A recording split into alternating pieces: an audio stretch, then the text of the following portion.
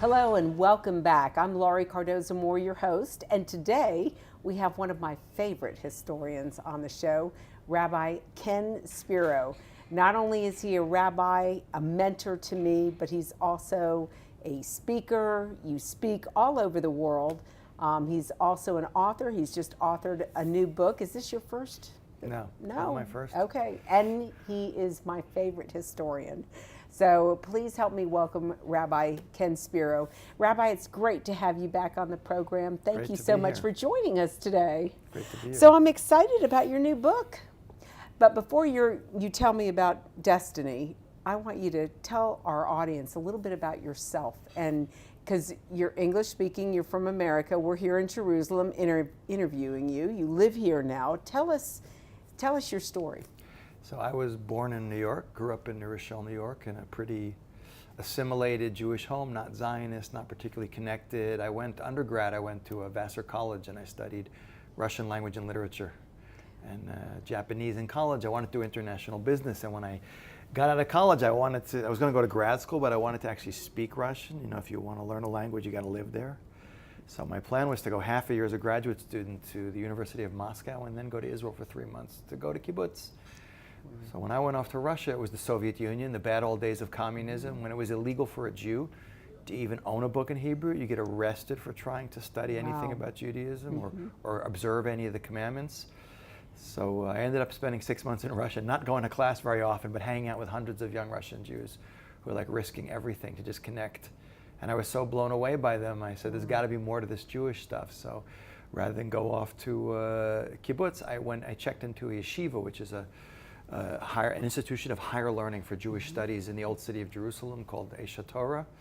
And my 3 months now turned into, now I'm at 1 month and 36 years. Wow. So. Wow, that's amazing. So you went off to Russia at a time when even being in Russia wasn't safe. It wasn't during the time that Mahmoud Abbas wrote his dissertation, was it? He was there before me. He was at the school next to mine. Okay, okay. But when I came to Israel, I stayed, I studied. I eventually got smichas. I'm a rabbi, but I also have a master's degree in history. I'm a licensed tour guide in Israel and an author, so I do the same thing wearing many different hats, more or less. Very good, very good.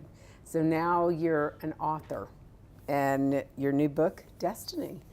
I'm excited about it. Tell us about this project. Well, actually, I love history and I love movies, and especially I like epic movies like Star Wars, Harry Potter, Lord of the Rings, The Matrix, those kind of movies. And I noticed that the plot of all of these stories is more or less the same. Sometimes they happen a long time ago in a galaxy far, far away. Sometimes they happen in the present, the future. But it's always the same story. Cosmic struggle, good and evil. There's a little superhero. There's a big bad guy. Little superhero really doesn't even know he's a superhero. He doesn't want the job, but he can't escape his destiny. Right. He's thrown into a situation he doesn't want to be in, but he has to deal with. And he has all kinds of strengths that come out during the course of the story. He has all kinds of interactions with the huge bad guy that he should have lost many times over. Yet he always emerges, sometimes badly beaten up. And in the end, there's always that final showdown between him and the big bad guy, whether it's Voldemort or Saruman or Darth Vader. And in the end, it's either Luke or Harry Potter, but they win. And it's sort of the universally accepted epic story plot in our consciousness. And then I sat back, because I love history, and I said, you know what, the reality is you could take every one of those story beats and you could check it off in terms of Jewish history. And that's really the Jewish people. We're like this little teeny protagonist in this cosmic struggle that's been going on for thousands of years against all odds. You know, the fact that I'm sitting in this room and we're in a Jewish state, I mean, that's more supernatural than anything in any of these movies. Absolutely. So had you planned on writing a book about this issue? What was the inspiration to do this? Well, you like the stories, the good and evil, but what was it about this one? Well, again, it's sort of such a universal plot, but also I usually write my books based on how I present material. I'm presenting first and I'm writing later. And over the years, I've come up with a series of presentations dealing with different aspects of Jewish history, Jewish impact on the world, the disproportionate drive the Jewish people had, you know, being 0.2% of the world's population, but having 23% of all the Nobel Prizes, anti-Semitism, which is the longest, most irrational, deepest hatred in human history, There's so many different things going on there. Also prophecy, the fact that as unlikely and weird and unpredictable as Jewish history is, it's all predicted. Right. And it's either happened or is in the process of happening. So I managed to squish that all into this movie theme and touch on a lot of really key trends or topics or themes or issues in Jewish history and wrap it all up in this analogy of the movie. But the real goal is, the book is for any audience, but specifically when I'm talking to Jews, I say, why run off to the movies when you're the protagonist in the story? You don't have to escape, it's right in front of us. Right. And real life is always better than fiction anyway. So when are we going to produce the movie? When's that going to happen? Whenever you're ready. This is very exciting. So tell me, Ken, about, you went off to college. Talk about your relationship. You said that you weren't really religious growing up. How did that transformation happen in your own life? Well, again, I grew up basically like a lot of Jews in America with a minimum, either no or very limited Jewish affiliation, forced to go to after-school Hebrew school, which is actually oftentimes very destructive. If you want to go play and you got to go to Hebrew school because you got to survive to your bar mitzvah. So I had a series of pretty negative experiences, and then actually my parents, out of desperation to keep me connected Jewishly, sent me out to learn with Dennis Prager and Joseph Telushkin, who were running an institute in California called the Brandeis Bardeen Institute. Wow. It's actually founded by Louis Brandeis and this guy Shlomo Bardeen. It's actually the largest piece of Jewish-owned real estate in the world outside the state of Israel. And they ran these like summer, wouldn't call them camp because we were in our 20s, but they were almost like a kibbutz study experience for Jews between the age of 18 and 26. I did not want to go.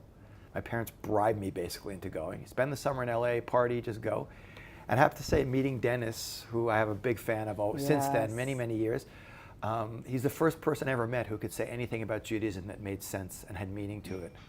And I just clicked. It just clicked with me. The whole idea of moral imperative, without God, there's no absolute morality, and this idea of being part of a mission and changing the world. And so it was just the beginning of that whole story. And then being in Russia was sort of the final nail in, to cement my commitment to doing that. But it was a process. I never. So what was that like, being in Russia with young Jews that were, were they trying to challenge the government? Was that during the time that that the Jews started leaving Russia and making Aliyah and going to Israel? Right. Was it during that period of time? It was exactly. Talk about that. It's exactly. So Jews in Russia had an unfortunate experience of being caught in the revolution, the communist revolution, which was largely orchestrated by communist Jews, people like Trotsky.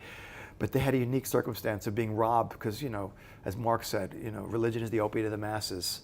So they were forcibly secularized. All religion was pretty much out of vogue in Russia. It was dangerous to be a practicing Christian also. But Jews specifically, their language, Hebrew was declared an illegal language, practice or study of Judaism. It was almost impossible to do any of that. With the rebirth of Israel in 1948 was the beginning of reawakening of Jewish consciousness, and then the Six-Day War. And then you started after that, this whole Soviet Jewry movement to leave. And people waited for even decades sometimes to get out. And if you applied to leave, you lost your job, you got beaten up in the street, all kinds of horrible things happened to you. And one thing about Jews is, you push Jews, they push back. I always say, if you want to get a Jew to do something, just tell them they can't. If we could get the Congress to outlaw the study of Judaism, every Jew would run off to a yeshiva or a girls' seminary and just go study. So it was this whole secret underground movement, and they were doing this with no books. It's amazing. I met a Rabbi Eliyahu Esses. He was like the unofficial secret rabbi of Moscow, who claims that he made about 500 families observant Jews with no books, with nothing. It was like Fahrenheit 457. That you had to memorize everything and teach it over. You could never write anything down because the KGB would catch you, and they saw some Hebrew letters. You're in trouble, big trouble. Wow. So everything you learn, you had to remember. Right. And I went my first Jewish experience is my first Shabbat. Proper Shabbat meal was in this secret Shabbat with the parents hiding in the bedroom because it was illegal to do this. Oh my gosh. And all these guys spoke Hebrew. They knew, I don't know anything. They taught themselves everything. They had no kosher food at all. There's no kosher wine, no meat. They made the opening Kiddush, the blessing, on a cup of water with 3 raisins floating in it. That's the closest they could get to wine.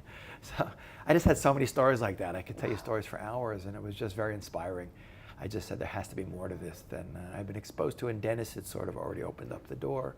Yes. So that was the, Yeah. you know, like, what a long, strange trip it's been. I never imagined being where I am today and doing what I'm doing, but, you know, man proposes, God disposes. So. Yeah, absolutely. Yeah. I once heard a rabbi say, man makes his plan and God laughs. God laughs, exactly. That's good. Exactly. So this story, Destiny, this sounds like it's your destiny. Why this story now? Well, the end of the book is actually a presentation I do about the end of days, prophecy in the end of days. And if you look at, you know, prophecy in the Bible, in the Torah, you see that you can, as unlikely and it just doesn't make sense, yet you could check off pretty much all of it. Everything predicted has more or less happened. Right. And from a historical framework, from a framework of Jewish understanding, we're pretty much towards the very end of the story. This is, if we talk about the analogy of that final showdown, you know, we're coming close to it really soon. You know, the world is in a very dangerous situation now. Things are moving very fast. The technological innovation in the world, people can't keep up. But Israel also. On one hand, it's like the beginning of A Tale of Two Cities. It's the best of times, it's the worst of times. Right. Israel's reborn. Almost half the Jews in the world live here. Jerusalem's reunified 50 years ago. Unbelievable stuff. That, you know, the fact that the population of Israel has gone up 1,000% in 70 years is mind-blowing. But you got Iran trying to go nuclear. The world's unstable. Putin's making a comeback. Evil's on the rise. Radical Islam. Anti-Semitism's going through the roof everywhere in the world. So it's like a wake-up call to get people to recognize this isn't fantasy, it's reality. And I always, when I'm teaching, I always say, it's like gravity. It doesn't matter if you believe it or not. You know, I believe in gravity, you don't. We go up to the roof of the hotel and jump off. It's not like you're going to float and I'm going to fall. You can ignore it if you like, but the consequences are still going to be the same. Right. So, but the real thing when I'm telling my Jewish audience is, rather than freak out, we're supposed to say as Jews, Ashreinu ma tov halkeinu. Like, happy are we, how good is our lot. Like, thank God I'm born Jewish. Being Jewish is not comfortable, but it's always meaningful. And we have the ability. We've had a tremendous impact on the world, and, you know, God isn't finished with us yet. We got some more work to do. Amen. And we should rise to the occasion and do it, you know, meet the challenge and do it happily. Absolutely. So your audience, was this written for a Jewish audience, or is it written for a Christian, secular, anyone? It's written for any audience. I add at the end a letter to my Jewish readers about a specific messaging for, like, Jews, because we have the unique role to play in the story. But like in a movie, there's no one on the set who's not there for a reason. And so the whole human race is in the story, so we have to be aware of it. We're all part of it. Right. So I'm not going to make you give any more away of the story, because we want everyone to order the book. Where can they get the book? It's actually going to be on Amazon very, very soon. Okay, yeah. Super. So we'll be looking for it.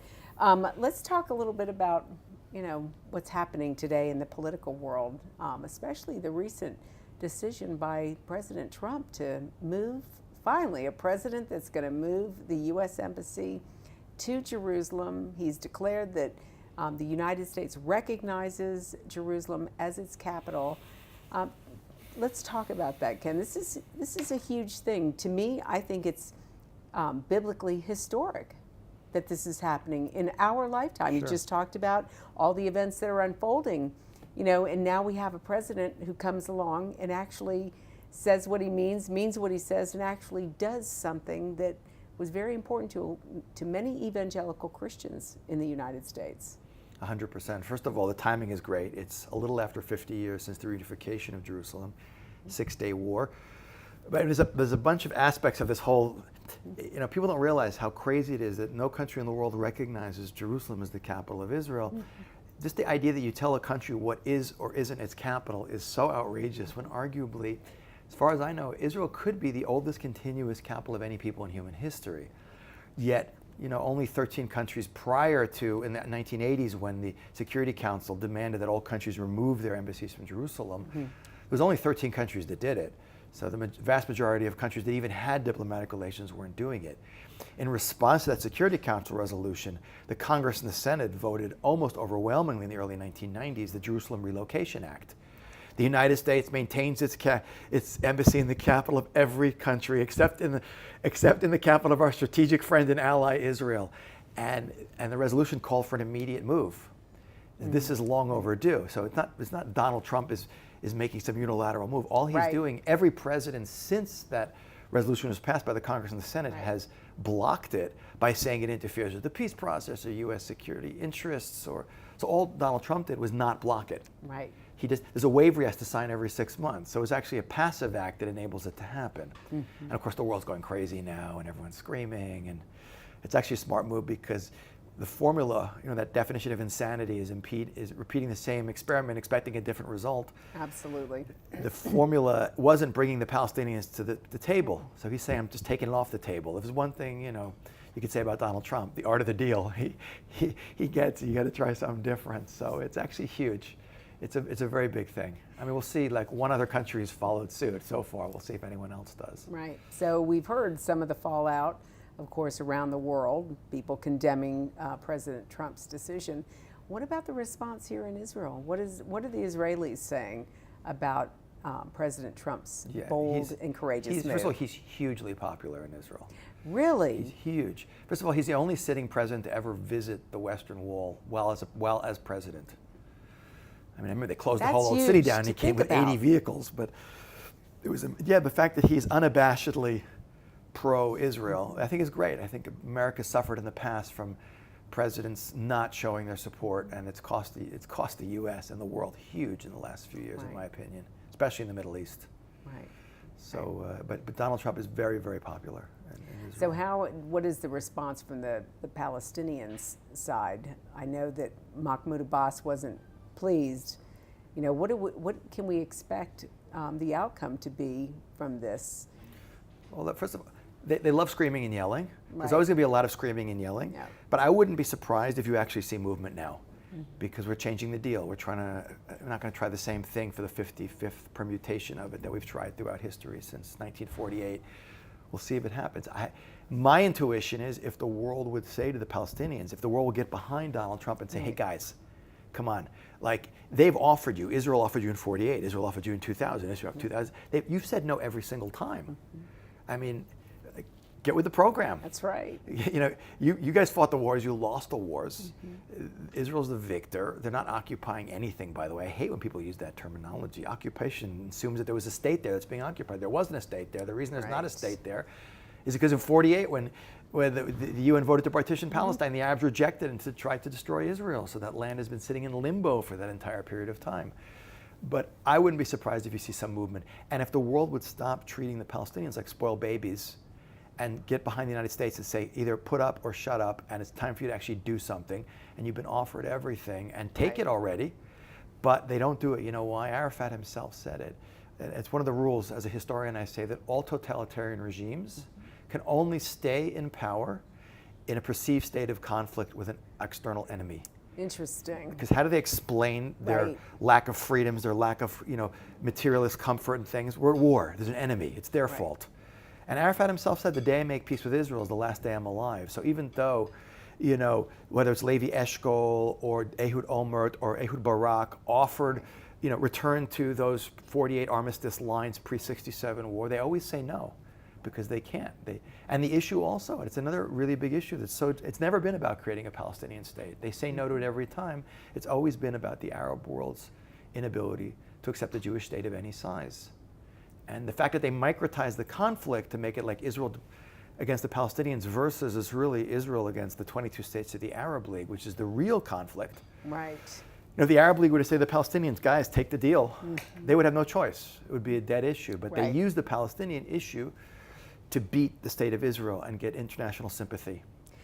You're absolutely right. We were just I was having a conversation with Itamar Marcus earlier today, and we were talking about this whole issue that it never changes. There's, they continue to perpetrate the problem. Even if we look at Balata refugee camp, how many generations have lived in that camp? When they have plenty of space, territory to build homes, new apartments or condos, and take these people out of squalor and give them an opportunity to have a decent life, or invest the money in the economy that's been given to them, $31 billion or more, since this all started. But nothing changes. Yeah, because they want it to fester. By the way, I could take you to Shulfat refugee camp, North Jerusalem. They have beautiful apartment buildings and villas, because Palestinians are the only people who are refugees 5 generations. People don't realize that UNRWA, the UN relief organization for Palestinians, is the only refugee issue in the world that has its own separate organization. Everyone else, all the tens of millions of refugees in the world, including this like 6 million Syrians, have another organization just for them. And UNRWA's budget is greater than the budget the UN spends on all the refugee issues combined. But the point is exactly that the Arab world doesn't either absorb them into their countries or want them to be absorbed anywhere because they can use them as the whip to flog Israel. But they're the big losers. Yeah. And their leadership is incredibly corrupt. People like Mahmoud Abbas, Yasser Arafat were fantastically wealthy human beings. Absolutely. And Hamas, they take all the money they get to rebuild Hamas. They build more tunnels and more missiles. And rather than take them to task, you know, it's perpetuating the problem because if you attack the people who are innocent and support the evil people in the story, they're just going to encourage them to do more crazy, ridiculous things. If the world would just say, like, shut up and grow up already and take what you can get, I think you'd have peace very quickly. Well, I guess it's a time for us to have, it's a reason for us to encourage our supporters to order the book on Amazon, Destiny. This is Rabbi Ken's most recent book. Is this the only book you've written? Have you authored? No, I have 2 other books. You have 2 other books. Okay. Yeah. So we can find them on Amazon. Yeah. But you'll find this man brilliant. As I said, he's a historian. And Rabbi Ken, I want to thank you for taking the time to be with us today. My pleasure. It's always a delight to hear you and to see you. And I'm looking forward to ordering the book. Or am I going to get to take this copy? This is yours. Oh my gosh. I Well, I'm signed taking it it home, already. so I'll get my own. I'll get to read it before everybody else does. But thank you so much for joining us pleasure, today. always. God bless you. Keep up the great work. I look forward to hearing you. more. You too. And maybe doing a film. Absolutely. With your storyboards. With you. With me. Yes. Absolutely. God bless you. Thank you so you. much for joining us today. Bye-bye.